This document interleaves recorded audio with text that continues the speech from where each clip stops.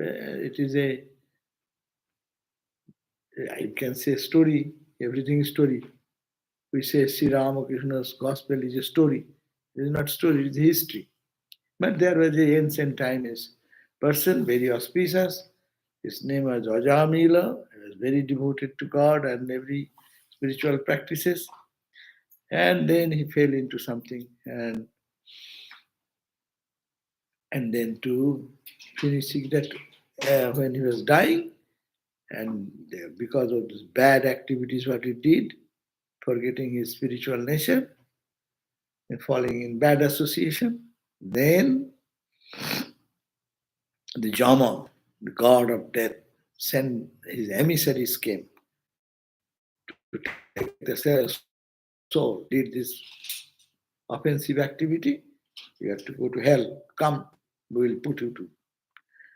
And that time, God's Vishnu, Lord Vishnu's emissaries, they also came. Because this guy at the end only remembered the name of Lord Narayana. After Narayana was his son. Actually, seeing the Jama's emissaries with very punishing weapon in the hand, he got really afraid. And he has cried out, "Oh Narayana, help me, help me, help me." He means that his son. But actually, Narayan's name also name. So this is the important point is that God's name is so powerful that it can take away all the sins done in the whole life if one can take the name once but very sincerely. So this so we have read up to that part that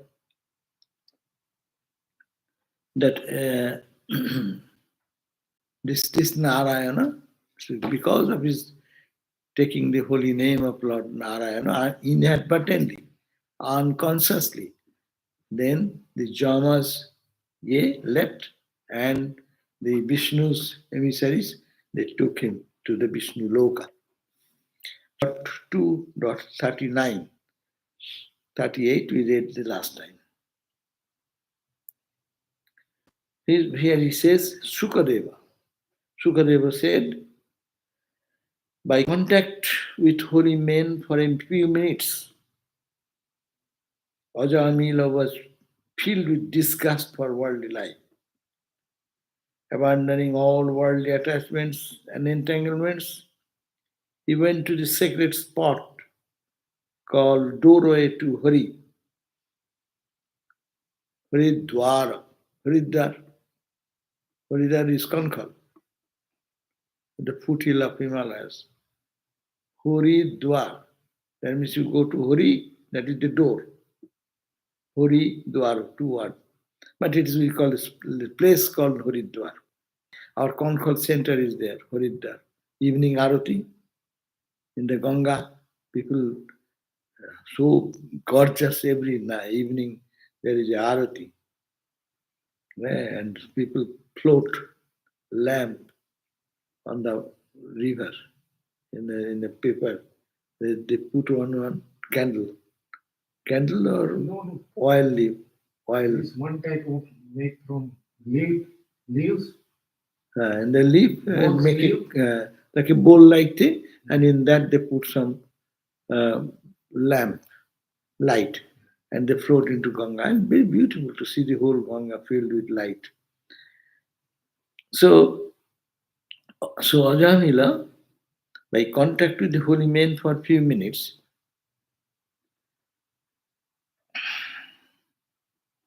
so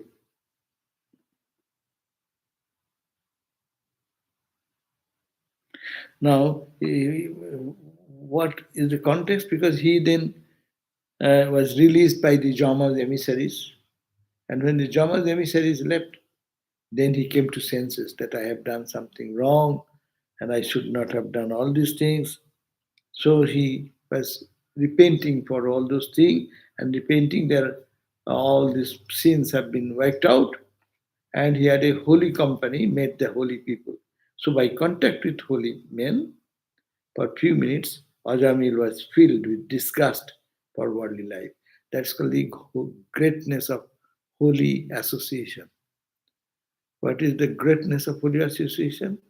Even for a moment, it is said, Kshanamapi sajjana sangati reka bhavati bhavarnave tarane nauka. Nauka means the boat. One can cross the boat. Yeah. It is like a boat. What is the boat? Shanamapi sajjana sangati reka. Eka, only the association of the sangati, association of sajjana, holy people. Holy people's association, even for a moment, Shanamapi sajjana sangati reka. Bhavati bhavarnavo tarane nauka. It helps anyone to cross the ocean of nauka means boat. It's like a boat to cross the ocean of samsara. So that is the glory of holy company. So he says, by the company of the holy, for a few minutes, Ajamil's mind was filled with disgust for the worldly life. He thought, then repented, what nonsense. I was engaged in this filthy worldly things of sense enjoyment. I lost myself, and he abandoned everything. Mane, inspired by what we call renunciation. So, abandoning all worldly attachments and entanglements, he went to the sacred spot called Haridwar. That's why Haridwar is, see how old is this? In the Bhagavatam it is mentioned. And that sadhus are all in our holy Haridwar center, Kankal center. Most of the patients are sadhus. And that center was started by Swami Vivekananda's idea, Kalyana. Kalyanananda Swami. Nishchayananda, Kalyanananda, Swamiji's disciple, they sent and to serve the sadhus. And they used to go every day from Haridwar, Rishikesh. Haridwar to higher up in the Himalaya, Rishikesh, and serve the sadhus who are there. And now they come to the hospital for any treatment. And it's a place of the holy place. That's why even now it's an auspicious place where one can go and see many austere sadhus. In that holy spot, he gave himself up to the practice of the yoga of the devotion to Lord Hari. With all the senses gathered into the mind, he united that concentrated mind on the Atman, the innermost essence of all. So, there, see the transformation with the moments of holy association, inspired in his heart such a burning renunciation that he gave up everything and then went to Haridwar, and there he started meditating. Our sadhus go there. Kankal is a good place for austere meditation. There in Rishikesh, next people go to Rishikesh, next go to Uttarakasi. But now it is all become city. There are cinema halls and movie halls and all type of hoi choi people. But still, it is a spiritual seekers. May whole India go there to see Mother Ganga, Ganga Arati and all those things. In that holy spot, this Ajamilo gave himself up to the practice of the yoga of devotion to Hari. With all the senses, then he controlled the senses and gathered, and then focused in the Atman which is within. That is the 40th verse. Sa tasmin deva sadhana asino yogamasrita. So, say Vajamila, tasmin say that at that deva sadhana, the house of the gods, Ashina, he sat in yogamasrita, in a yoga. And then what he did? Prattaharitya indiriyagram, withdrawing, prattahara. Prattahara is the Raja Yoga says, prattahara. Prattahara, dharana, dhyana, samadhi. So first step of meditation is prattahara, withdrawing the mind. Mind running, bring it back. pratyaharo in what is pratyaharo? Indriyagrama, the senses or sense organs which are running for outside, withdrawing them, jujojo mana atmani. He then engage that mind, withdrawn mind into the atma, the self. By such concentration, what he did? Next 42 verse says, 41 verse says, Tato gunebho atmanang bijujjo.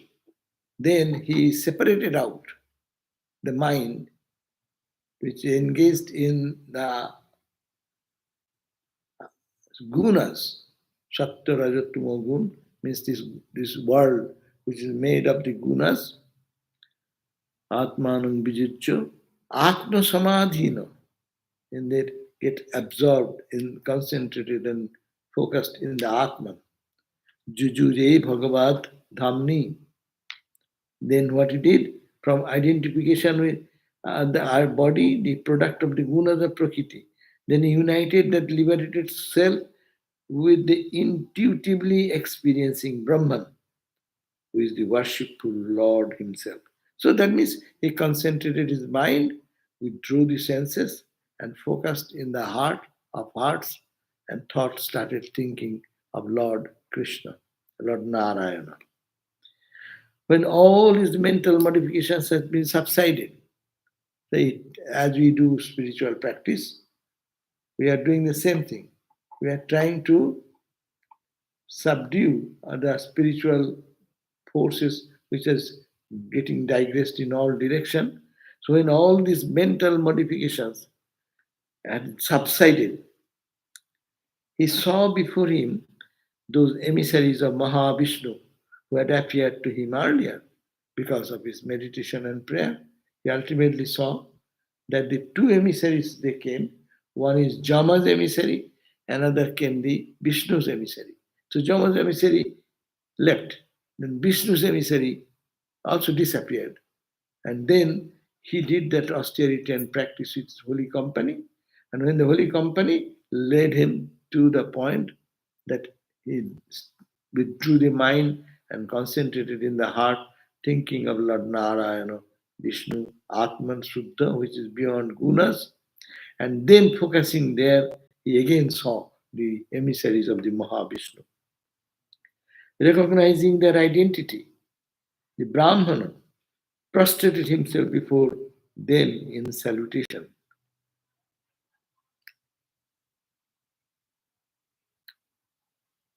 So, as soon as he recognized that these are the emissaries of the God, Lord God Vishnu, Narayana, who takes the soul to the higher region of spiritual experience, so he prostrated. He recognized because he had a vision before. And now he recognizing them, prostrated himself before them. After their vision, he consigned his physical body into the sacred Ganga and immediately got a body similar to that possessed by those celestial beings. No? So that is the faith. That's why Concall people go to take a dip. Why? Your all past sins will go away and will be reborn like a devata, like a god. That's why he says, what Ajamilo did, after the vision of this Vishnu's emissaries, he consigned his physical body into the sacred Ganga. That means he left his body in that place and he in the sacred Ganga. So as he entered into the Ganga and died, and immediately he got a new body. What is the new body? This is the physical body. He got a divine body, godly body. It is like exactly like the possessed by those celestial beings. Those Vishnu's emissaries, they are all divine emissaries. So he also become divine. He took a devata. That means human to God. Understand? All are silent. Sometimes nod head, sometimes say yes, That will inspire me, otherwise I'll also sleep.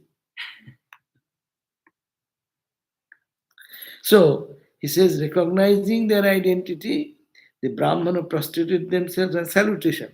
After saluting, he entered into the Ganga and gave up the physical body. And as soon as he gave the physical body, he got a renewed spiritual body. And that spiritual body is similar to the body of the gods and goddesses. Ascending a golden aerial car with those celestials, the Brahmana went to the ethereal region, to the realm of Mahavishnu, the Lord of Sri. Bah, that is the Vaikuntha Loka. This is giving an example. When one dies, holy people thinking of God, his soul will be at a new body. It is called the uh, body of a god. God's body and human body, what is the difference? God's body is subtle body, but it is effulgent. It radiates light. So he got that divine body and he entered into the chariot of the celestial. Then one plane is waiting for a plane and entered into the plane. That plane took him to the Vaikuntha Loka, a higher plane. By uttering the Lord's name, even once, this was Jamila, a libertine who broke all the laws of Dharma, a hurler's paramour, a fallen man who discarded all vows and codes of good conduct, a sure candidate for purgatory. Even he came liberated at once. Let's see the glory of the God's name. That's why chant the name of the Lord and his glories unceasingly. That is advice. Who are taking? We are taking God's name unceasingly, day and night. It is a reminder. Do that. Chaitanya Bale, even if your mind is distracted, try that. Go on doing that. At the point of death, that thought will come. And I have to do nothing. If you think of God, last thought, then your soul will enter into that type of realm, what you are thinking. It's called, we believe that after death, these devotees will go to Ramakrishna Loka, the plane of where Ramakrishna, Brahmananda, Vivekananda, Shivananda, Premananda, they're all singing, dancing, and ecstasy. Then that type of plane. So that time here is the Vishnu Loka, Narayana. Where Narayana is there, in that abode, you go and live in that plane. And much above the worldly, mundane things of world and worldliness. But how it happened, he said, by uttering the Lord's name, and he didn't utter wrong, only one time. And that too out of fear. Jama's emissaries are going to take him, and he cried out, "Oh, where is my Narayana? Come, come, come." And he took the name of Narayana, and Narayana is hearing the name. The power of name is such that it gave them the Jama's emissaries left, and the Vishnu's emissaries stayed on, and they, when they are saved, then they left him. And then gaining back, he had the holy company, and with the holy company's association, his mind became detached from the world, and his mind moved into the inner realm. He practiced the yoga, withdrawing the mind from outside to the internal, and that is beyond the three gunas. He focused there, and then at the point went to Haridwar, and there he sat and meditated and gave up his body. As soon as he gave up his body, then he saw another God, subtle body, Suddha, Sukshma Sarira. And that Sukshma Sarira was auspicious. There in that body he saw the divine image of the emissaries of God's emissaries again. And seeing them, he entered into their chariot and they went back. They go back and forth from heaven, and these emissaries, their job is that to come back and forth and take the soul. So he took the soul of what we call Ajamila. When this Bhagavat is praising that man who is a libertine, is a bad guy, fallen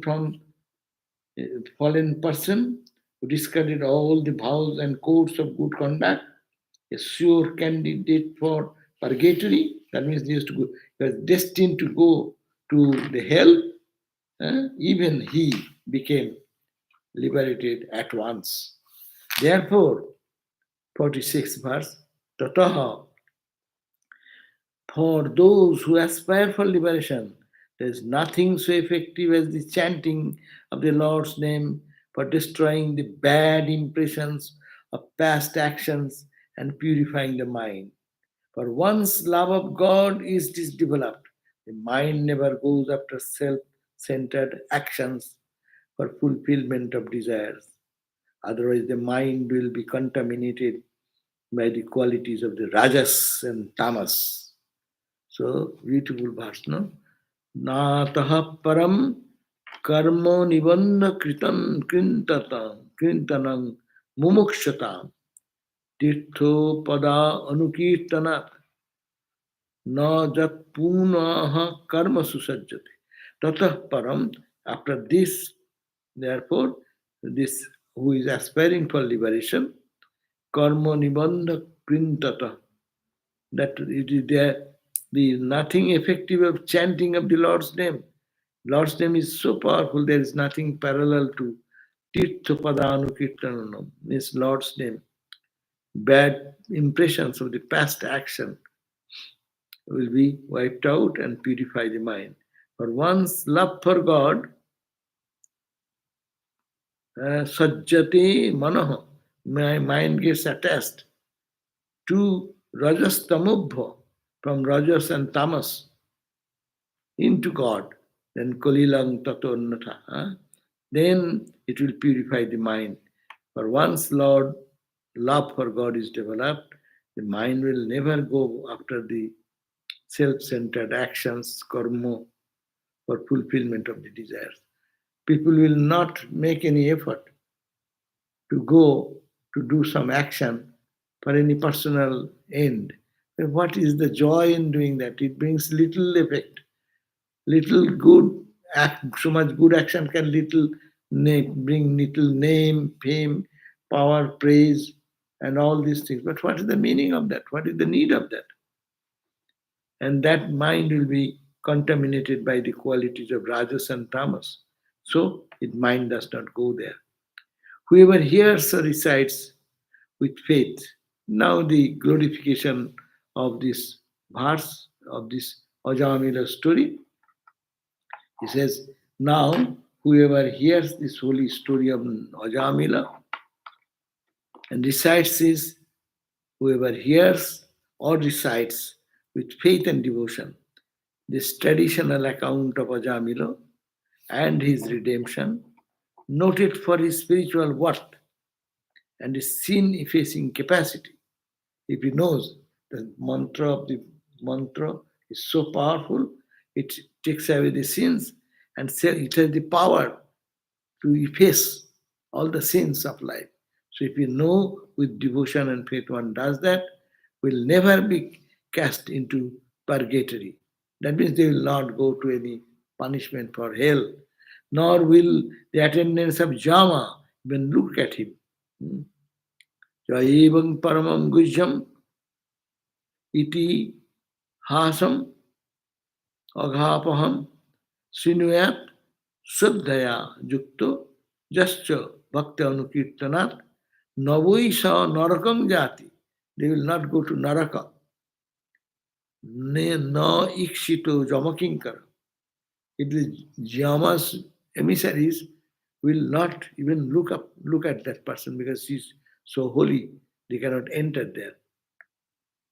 Jat jama jad jadapi amangalamarto Vishnu loko mahiyate.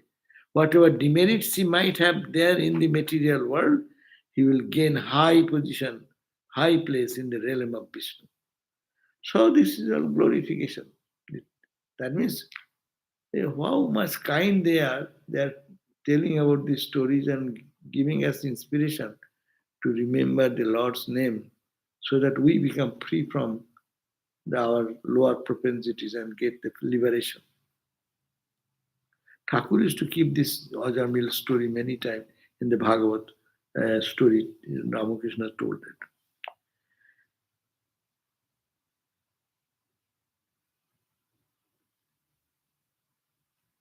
Whatever demerit you have incurred in the material world, in the art, might have be, you will gain a high place in the realm of Vishnu, because if one has the faith in the name of God's glories, and also he takes the name and he expresses those glories to others, they will be filled with this liberation. 49, the last verse of this chapter. Though Ajamila had called the name of Hari at the time of death, intending to summon his son Narayana, still he attained to the realm of Mahavishnu, because he uttered the sacred name of the Lord, Narayana. It is then needless to describe the glorious result of uttering the name of Hari with faith and devotion. Now he is saying, see, look at that. If unconsciously calling upon God's name, Narayana, the Ajamila, become free from all punishment or hell. So if you do it with love and knowledge and wisdom and love, affection, then what net result will happen?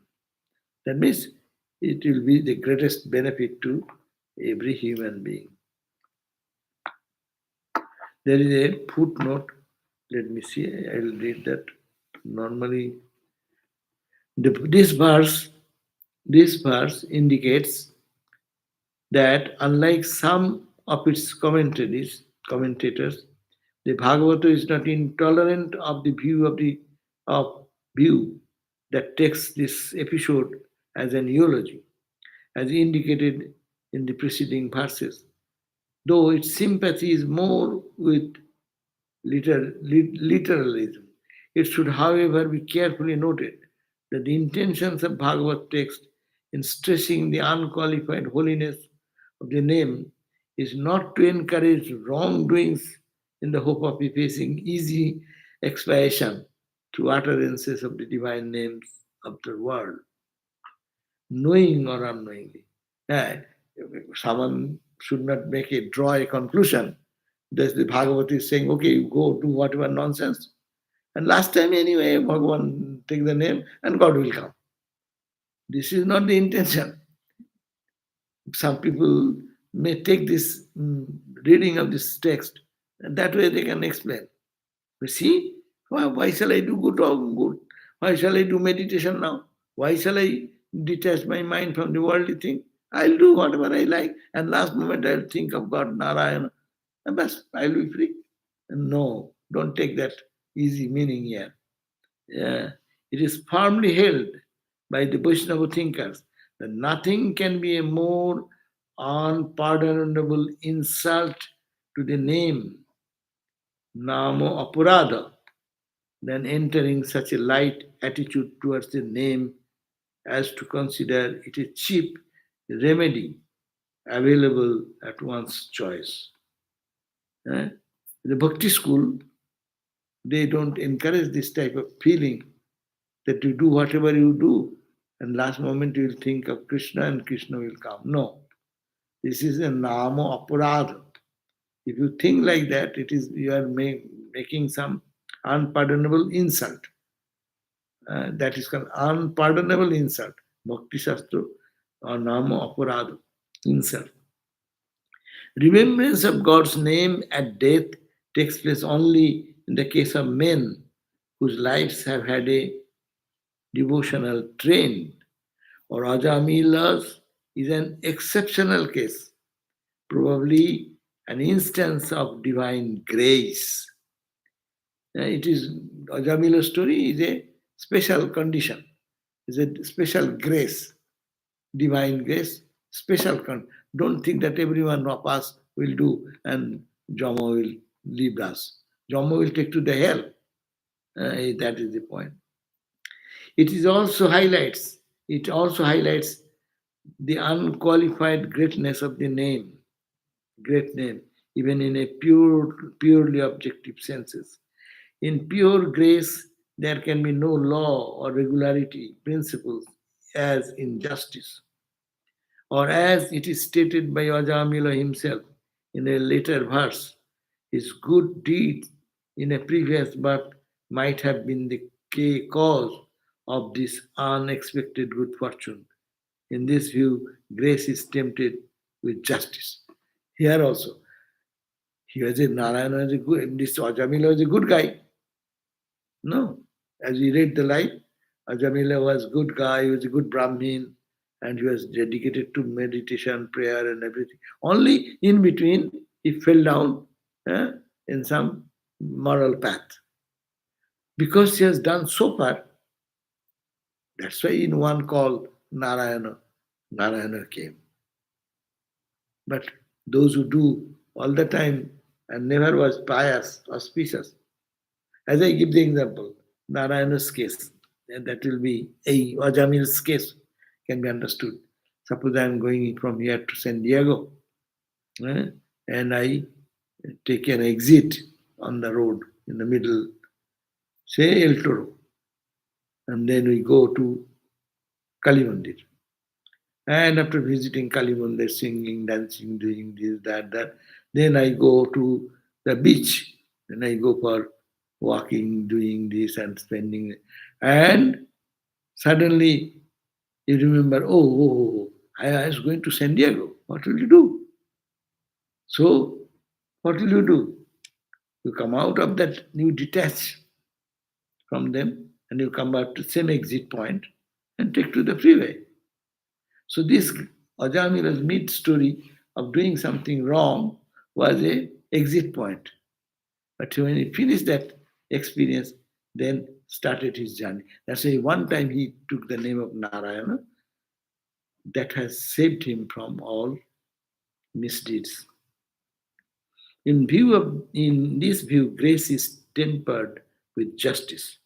That means grace also, there should be some justice in grace, because grace also is deserving someone can get grace. If the undeserving candidate getting grace does have no value.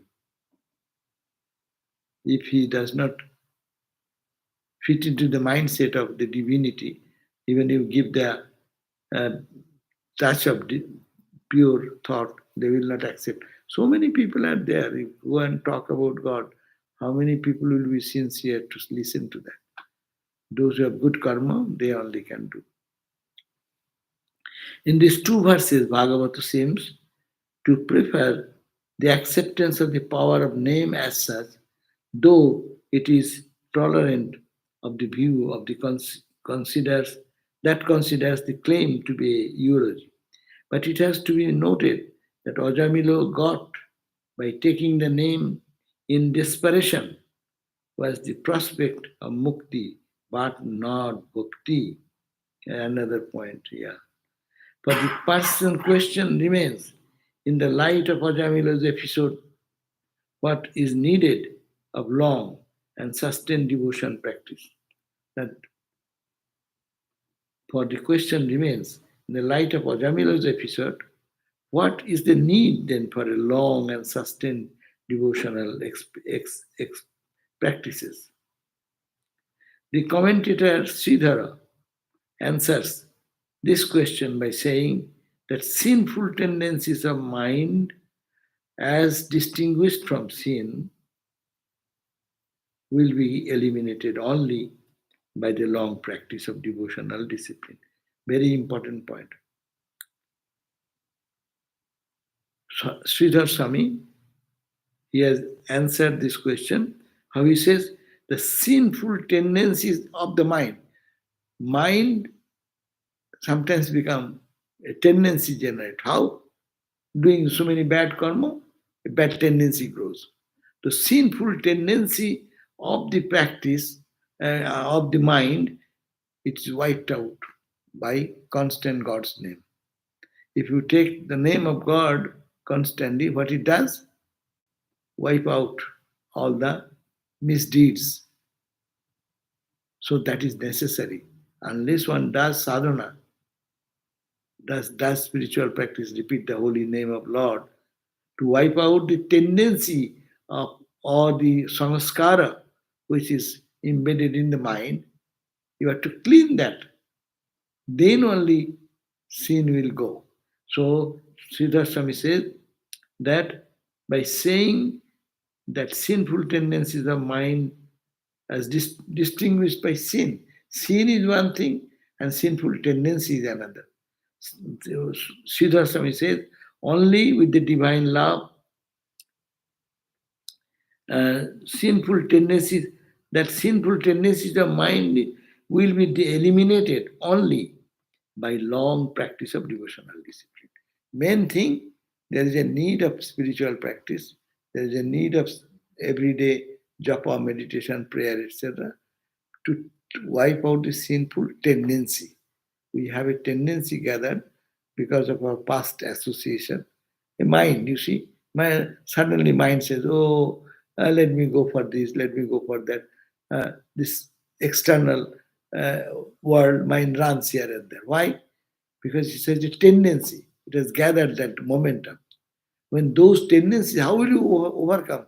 With one, Ramakrishna said, with one needle, one thorn has pricked in the feet, you take another thorn to bring it out. So we do the holy mantra, holy japa. That is necessary to counteract the negative activity or thought what I have already gathered in my mind. Can I lock the door? Huh? Can I lock the door? No. She will not come. Only then will divine love as deep-rooted and unshakable sentiment of the heart be generated. That is very important.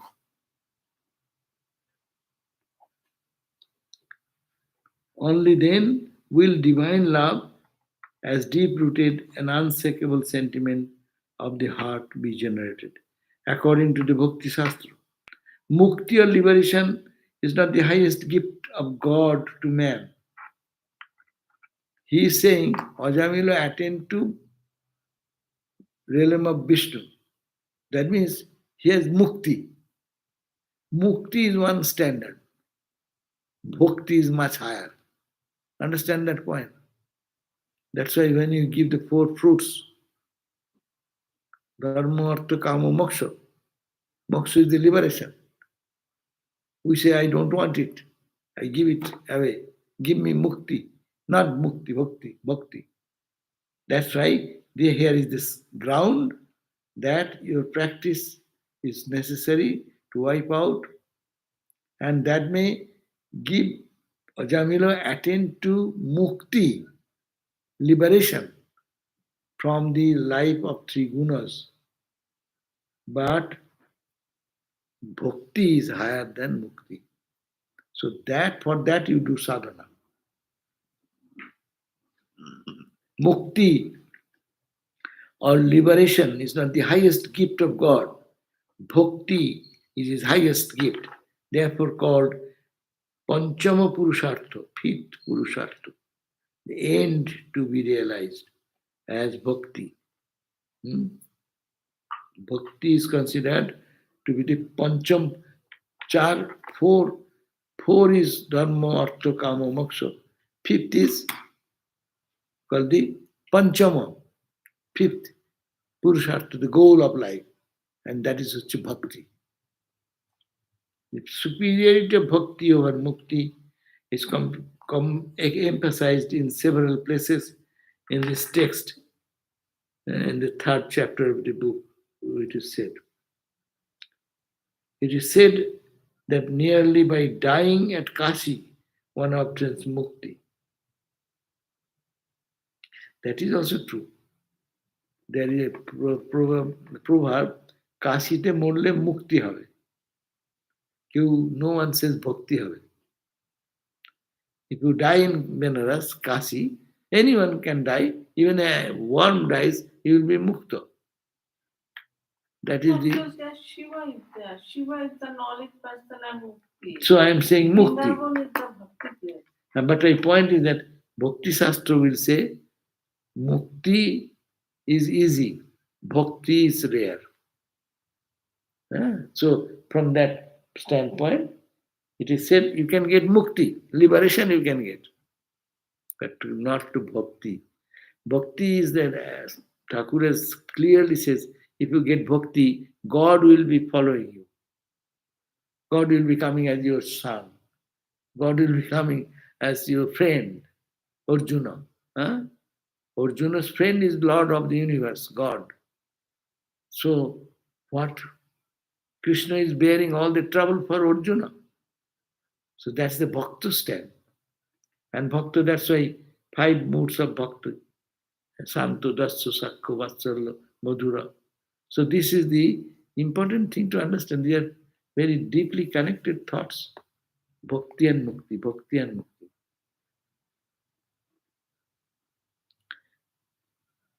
So it is said that merely by dying at Kasi one obtains Mukti. So also Mukti may be had by uttering the divine name at the time of death. But Bhakti is generated only through constant practice of devotional disciplines. It is a bodo katha, what Ramakrishna Mission emphasizes this idea. It's good that they have given this note.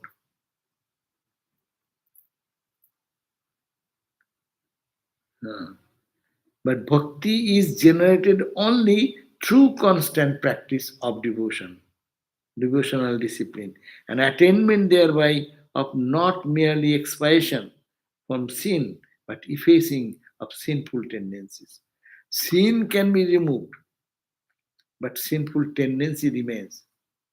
It is said you can clean a container with garlic. That garlic was there, garlic was making a smell. So you can throw away the garlic, but you cannot get out the garlic smell from the container. So samskaras are so deep, very difficult to wipe out that. That's why, again, that's why people say, I meditate on God and bad thought comes. Why is bad thoughts coming? Because it is a deep-rooted impression is there, which we don't know. Apparently, it is not there. You have, say monks and nuns, they give up everything. Yeah.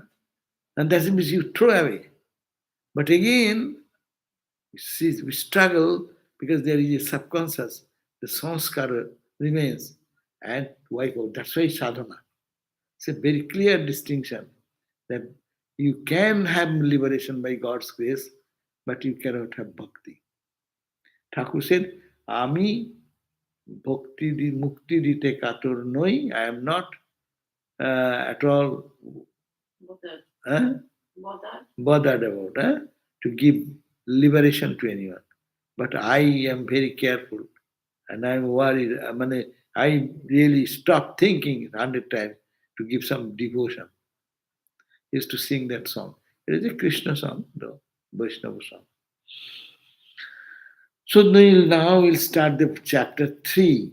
Yeah? That is this Ajamil episode, Sanctity of the Divine Name. Already one question has come. So shall we end here? End of the chapter 2. So we can start next day. It is also, Ajamil continues here, this chapter 3, 6.3.1, we can start next day.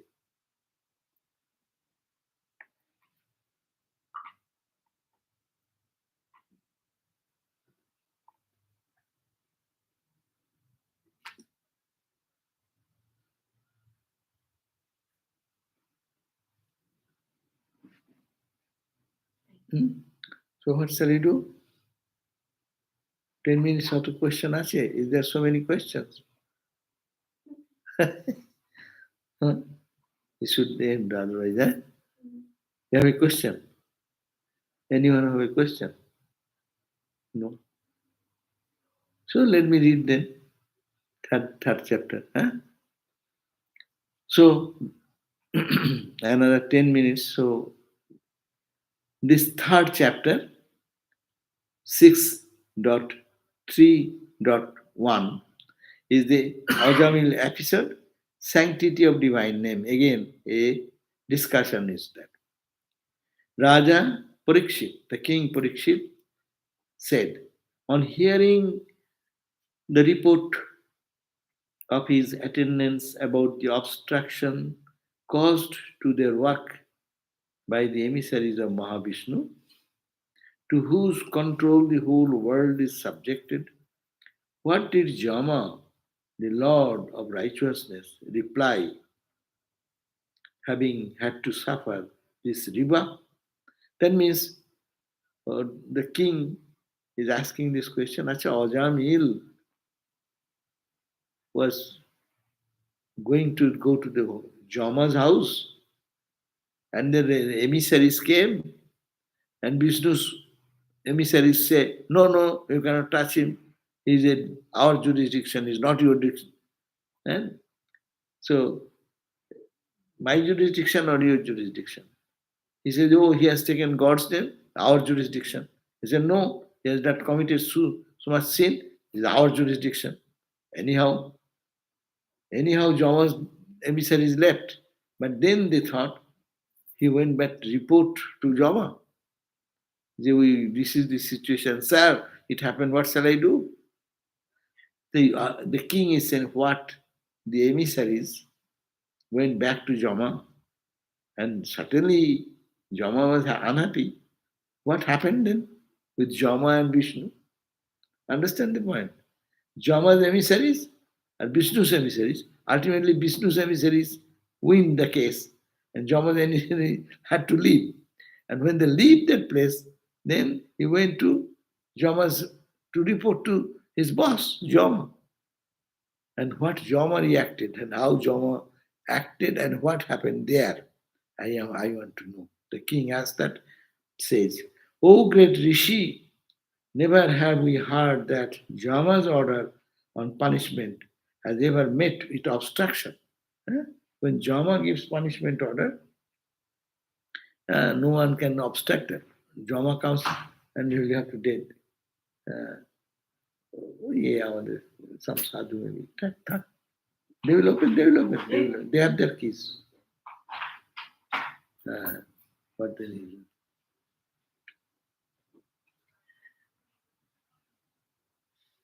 No, what happened? Achha. O great Rishi, never have we heard that Jama's order on punishment has ever met with obstruction. This is a doubt which all would have, and there is none but you to clarify it. So you can only clarify this problem, that what the Jama's emissary is reported to Jama, and then what Jama said, because his order is inviolable. You cannot violate that order. Sishuko then said, O king, the attendants of Jama informed their master, who is residing at Sammamani, of their discomfiture. Sammamani of their Sammamani means what? Any English word? Sammamani, do you know? Samyamani. Mani.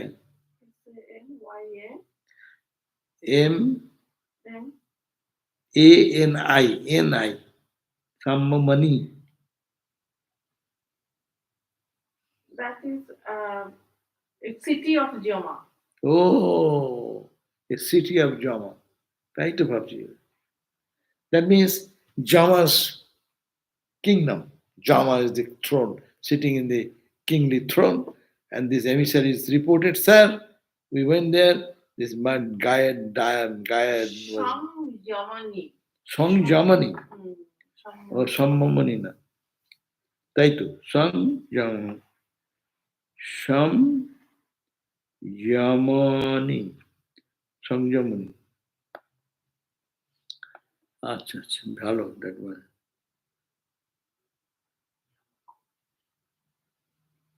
And another name of Yama is Sanjamani Pati. Oh, the Lord of Sanjamani, Mm. the indweller of Sanjamani. Wow. The attendants of Jama informed their master who is residing at Sanjamani of their discomforts. Hmm. The attendants of the Jama said, "Oh Master, how many are there in this universe as enforcers of the moral law, awarding the fruits of action to living beings, according as they are sattvika, predominantly good, rajasika, with a tilt of evil, and tamasika, fully evil. If there are many as such enforcers of the moral law, it can be that some get their desert and some do not.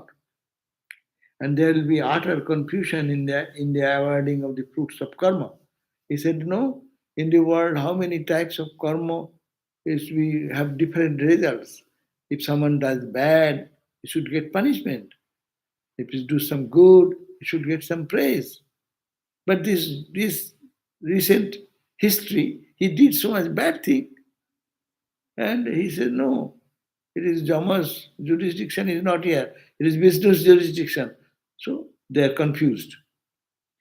If a multiplicity of enforcers is accepted as required for the larger number to be dealt with, these enforcers will be the rulers by courtesy only the feudatory chieftains, unless there is an overlord. A single system of law cannot be enforced uniformly. So there should be a uniform rule in the creation. This must work bad, this is the punishment. This must bad, that is the punishment. This must good, that is the higher position. So this should be a rule. It should not be broken like that.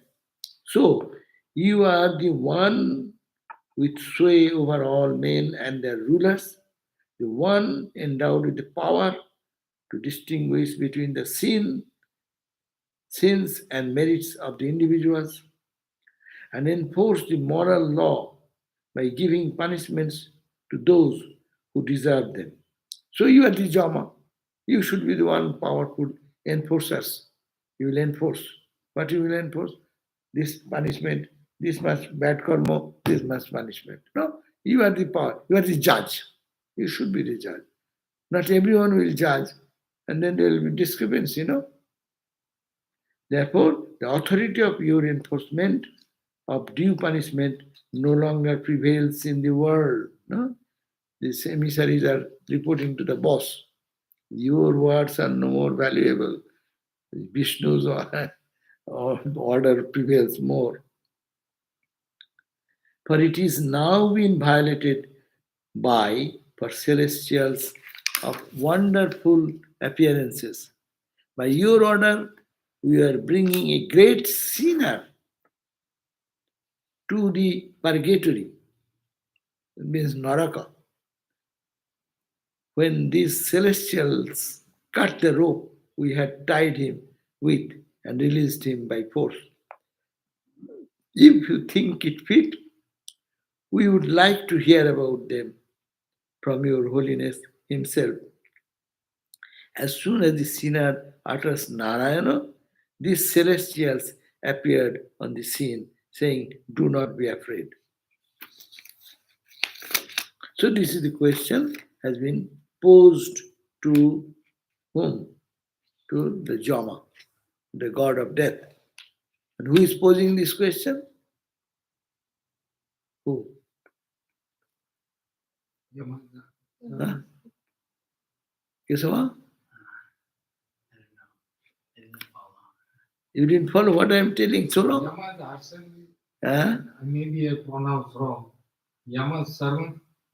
Jama's servants who came to take the Ajamil to the hell, and that Jama's the servants are talking to their boss, Jama himself.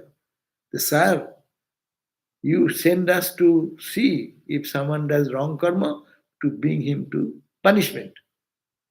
But this person was released, though he did so much bad karma. So what, your rule prevails or someone's rule? You are the boss. So please tell me, what should we do in such case? That is the question. Now Sri Shukadev will say it is supremacy of Hori. Lord Hori's name is supreme. That will be elaborated in the next verse. So we ended here today reading verse number 10. So 6.3.10. We end 6.3.10. So Om Shanti Shanti Shanti Harihi Om Tat Sat Sri Ram Krishna Arpanamastu.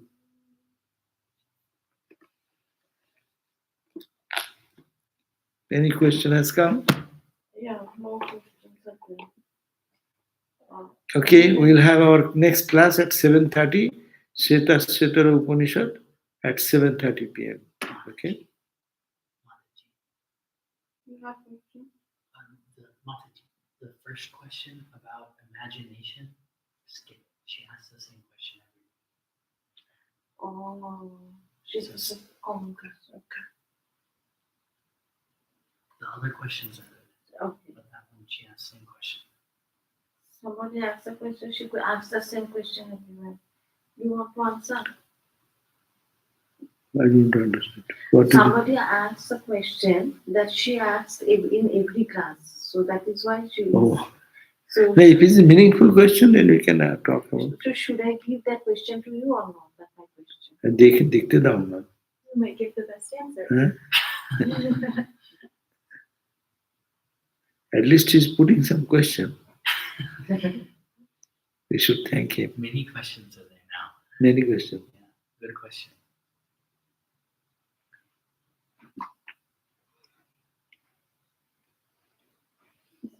First one. What is the role of imagination? Oh, acha. What a good question. What is the role of imagination in spiritual life? In what creative ways can we use imagination, visualization to remember God? Yeah, it has a good indication that what is the role? Imagination. We imagine first, no? All spiritual life is imagination. You are thinking of God. It's sitting like that in your heart. So this is imagination because you don't concretely see anything. But this imagination, as Guru has said, he is sitting in your heart. Yes, there is some entity in your heart. You may not see it, but by spiritual practice, creative way of use imagination, visualization, meaning mantra, thinking of the mantra, when we recreate that image in our heart gradually, one day it becomes concretized. And then that concrete thing becomes an experience that you feel it. So creative imagination, you can say, or imagination has a place. But if that imagination should be guided by whom? Not by any imagination you do, that will be bring the result. But when it's coming from authority means the gurus, the spiritual teachers. Say Ramakrishna is saying, Sri Chaitanya is saying, Swami Vivekananda is saying, Holy Mother is saying. So those authorities, we are only quoting them. So those words are true, and if we imagine, repeatedly feel and imagine their appearance, their presence in, it will fructify. Yes, it has a great value in it. Another question is Bhakti tradition different in Vaishnava and Shakta? Now, Bhakti tradition Shakta tradition is also, Bhakti is their mother. They worship mother as, and some say Vishnu. The Vishnu Bhakta and Matri Bhakta. But they are all Bhaktas. Anyone, most of the people are all Bhaktas worshipping this way or that way. So we're all, from Vedantic perspective, do these lokas really exist or they are just some imaginary heaven? Yes, Vedanta perspective, these lokas really exist. Even then, because if you say this world exists, Well, yes. Because why? You see it. How do you see it? Because your mind is telling that it is this. So the mind in this plane says this world is true. Okay? Na? Eh? And mind in that other level,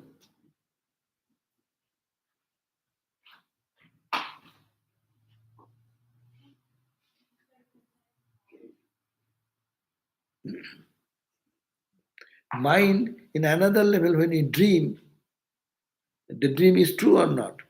Yes, so long you see that is true, because that is also mind is showing. So you go to heaven, there is a loka. Yes, if you are purer mind, you will see that. The infinite number of planes are there, and you can experience infinite number of realities. But these realities, that's why, will all collapse when one reaches that mindless state. When mind is no more working as mind, then that is a state when abang manasa, it's beyond mind, beyond aprapto manasasa, that returns back, not reaching that reality, mind returns back. Is taking the name of Lord is same the mantra you have received from your Guru? Yeah, true. Receiving the name of Lord is the same as the mantra. Or even sometimes one may not attend the Guru mantra. If they have devotion and they repeat the name of God in any way, that will generate the devotion. But it is coming from Guru is much more valid and strong. Okay? Good questions. 3 questions are good. No, another one. দিয়ে দাও, quickly.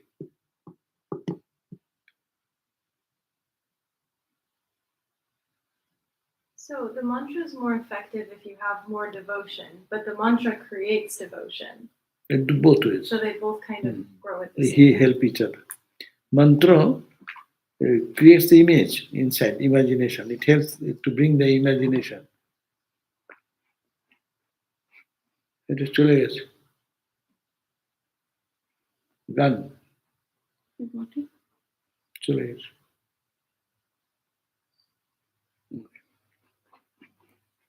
Bhagavatam stresses bhakti. Shankaracharya has written many stotras, but has he also written Bhashya on bhakti? He places Jnanapat higher than bhakti. Is it not? Are they different opinions? Yes, Bhagavat stresses on bhakti, and whenever you follow that tradition, to you that is the highest. But Jnana is higher than bhakti. I cannot say that. Bhakti and Jnana are all the same, Thakur said.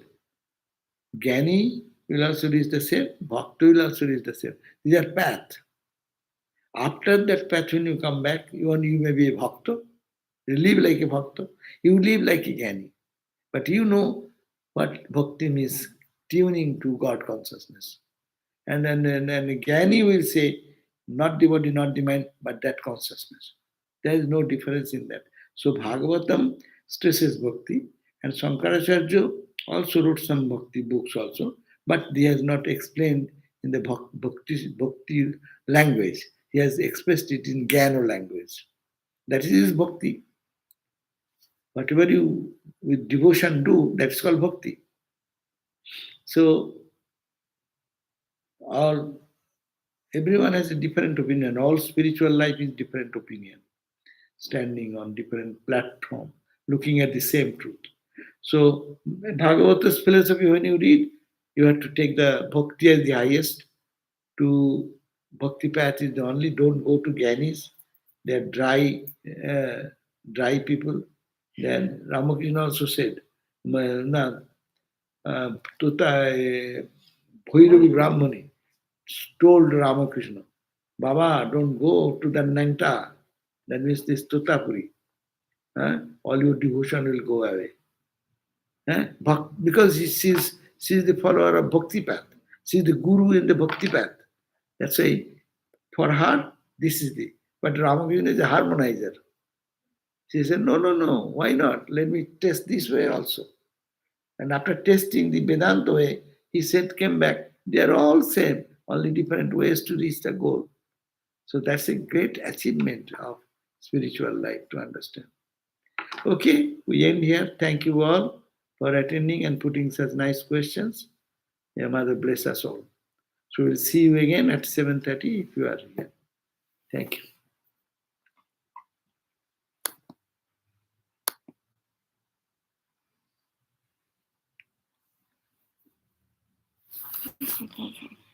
কজন আছে চলে গেছে অন্য কোথায় click করে দিয়েছে